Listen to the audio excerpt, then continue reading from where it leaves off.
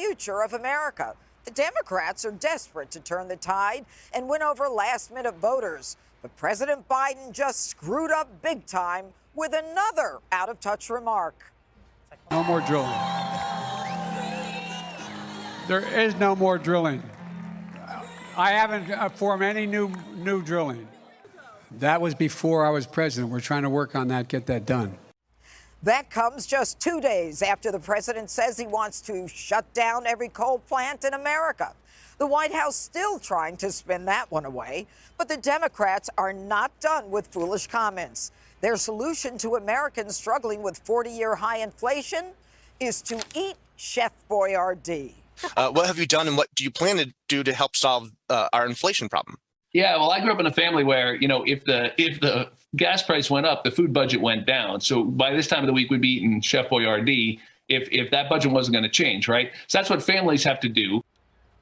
And with comments like that, it's no wonder Democrat strategists are making dire predictions like this.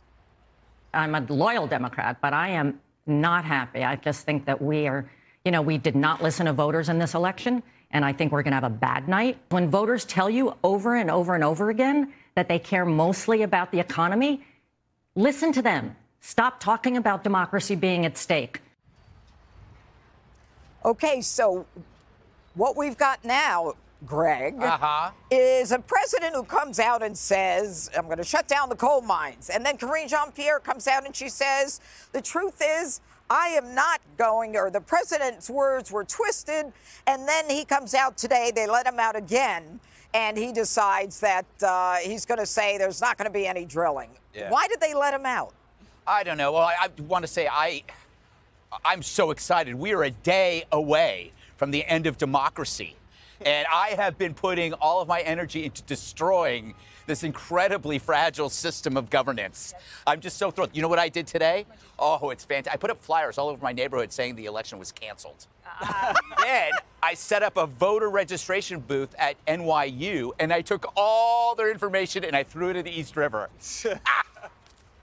Anyway, I get it from Joe Biden is that he doesn't care what he says. There are two kinds of lies that we've seen in the last 4 to 6 years.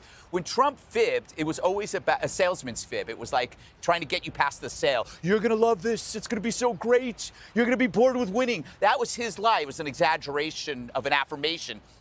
With Biden, it's a political lie. He can contradict the very same thing he said before. He could demand the oil companies that they step up drilling and then in the next breath say there's no drilling because he doesn't believe in anything he says. He's been in politics for so long that words don't matter. He assumes that we all have tiny, tiny attention spans and that he can say whatever he wants. And then you got this guy talking about Chef Boyardee. Boyardee, is that what it is? Yep. Love that stuff. By the way, cheap food's great. But then how long before the squad says, you know what? That Purina cat chow with a little water, it can go a long way with a family of 4. But you know, Dana, the whole idea of Sean Patrick Maloney in the 17th, Hudson Valley, he's going to lose to Mike Lawler, a state assemblyman. This guy is ahead of the DCCC. He says, well, when things are tough, we ate Chef Boyardee. He didn't leave it at that.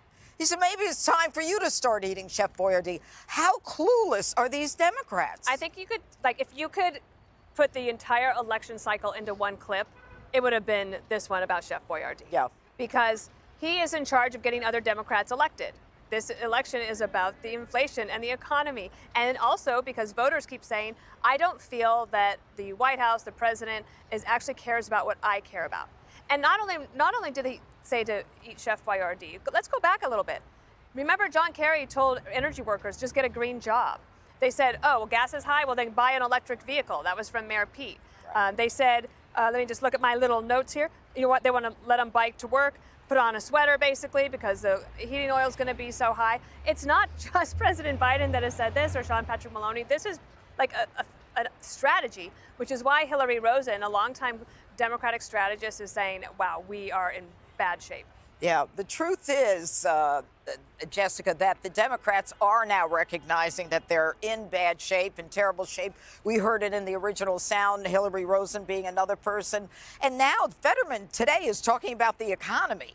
Why all of a sudden are they now listening? Why were they talking about everything else? It's been a few weeks. I mean, basically since the turn on the Dobbs decision, where that was the second or third most important issue, and then it shifted over to crime, and people were even talking about jobs and the economy, and then inflation as its own issue. Democrats have been talking about this. It's a little late. I think Hillary Rosen maybe too far into the doom and gloom. I looked back on what the usual number of House seats that are lost in a midterm election is. It's 27. So we'll see what happens. But where there. are you starting from? Yeah. I don't think understand that's it's a fair. slim majority. I know that the White House is going to try to spin it that way, but I don't think that's right. Well, Okay. we have to. Everyone is going to vote tomorrow, or maybe you already have, I already have, and we'll see what happens. This is not, people are partisans today. Even independents are partisans to some Hillary degree. Rosen isn't a partisan. Jesse, Yes, I'll she go to you. is. Look, she's one of the biggest partisans in America. Yeah, but she's paid to be partisan. She is recognizing that the Democrats are not listening, and that will come And I've said tomorrow. that myself, but we also must note, which we do every time we talk about elections, that Democrats are proverbial bedwetters when it comes to elections, and we completely flip out. And I want to wait and see what the All right, election good. We'll tells wait until us. tomorrow. Jesse, 80% of America thinks that we're headed in the wrong direction, okay? That's a given. Now, 49%, 47% believe that we need a great deal of change.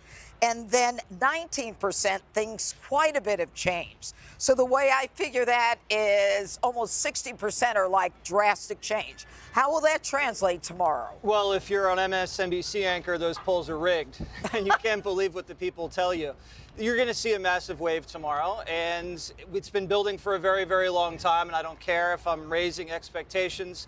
I'm speaking from the heart, and you can feel it. You don't have a heart. I just pretend not to have a heart to come off as cool. I'm actually much more compassionate than you are, Greg. When you see Joe Biden say that, that's why Joe Biden got lucky in 2020, because he didn't have to campaign because of COVID. Because when Joe goes out and campaigns, he sticks his foot in his mouth every single time. And what he did there is they had a whole argument for a year about who to blame for high gas prices. They had Putin. They had Lenny that owned the corner gas station that was I was running like, up. who is Lenny? They blame ExxonMobil for you're not using up your leases. And he takes a hand grenade and throws it right out there and says, I'm the one that's not approving new drilling, and blows it up right there. Now, we expect politicians to lie. That's a given. But we expect them to keep track of their own lies. Yeah. Then there's Chef Boyardee guy. He's head of DCCC, so he's supposed to be the smart one. Yep. He's not supposed to come out and make a squad gaffe like that. We've been waiting almost a year to hear what Democrats are supposed to say about inflation. That's what they're supposed to say, eat Chef Boyardee. That's not like, okay, this is what we're going to do about inflation, and here's how. This is, we don't have a plan, you deal with inflation. Yeah. You eat cheap slop. Same thing they say with crime, remember? We don't have a plan to reduce crime. Just pop out your earplugs in the subways so you can see the criminals coming at you. Yeah. And then the other woman says, democracy is under siege. You know what is the biggest threat to democracy? Democrats not representing their own people. That's the biggest threat. You're supposed to go out there and represent the people. It's a representative democracy. Imagine after 9/11, George W. Bush came out and campaigned in that midterm on entitlement reform. And the country's dying to talk about terrorism. And he's like, no, let's go with entitlement reform. That's what the Democrats are doing. The two biggest issues, crime and inflation, they're not talking about it. Okay. Up next, Democrats say if you vote against them tomorrow, democracy will die. Hey, Sean Hannity here. Hey, click here.